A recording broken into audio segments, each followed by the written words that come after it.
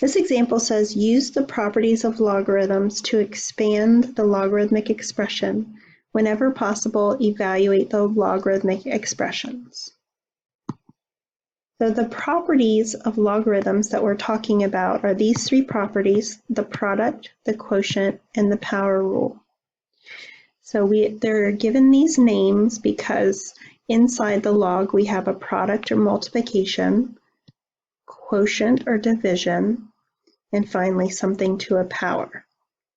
So how we handle each one of these situations is that when we have a product, we can write that as the sum of individual logs. When we have a quotient, we can write it as the difference of individual logs. And when we have a power, we can move that power to the front or multiply by that power. So in our example, we have natural log of a to the 5th, b to the 7th, divided by c to the 6th. So this example is going to use all of these properties. We have a to the 5th times b to the 7th, that's a product.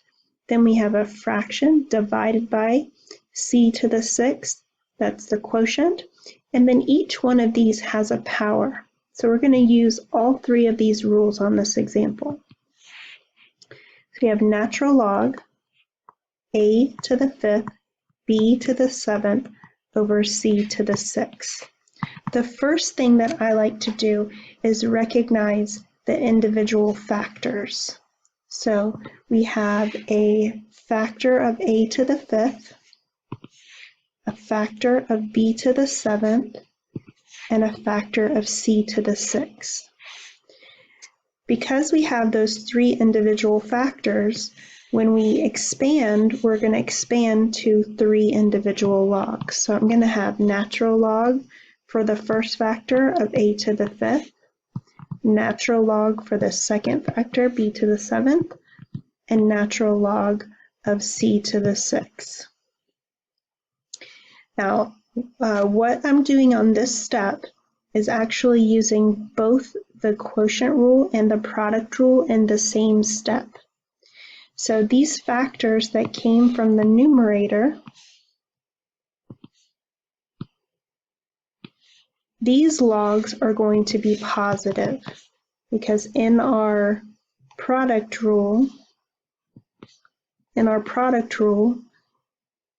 the product turns into the sum. However, our factor that came from the denominator, notice the factor from the denominator is the factor that's negative here. So this c to the 6th is going to have a minus in front of it. So we've used both the product and the quotient rule to expand to this step. We're going to go one more step and use the power rule. Each one of these expressions inside the log have an exponent.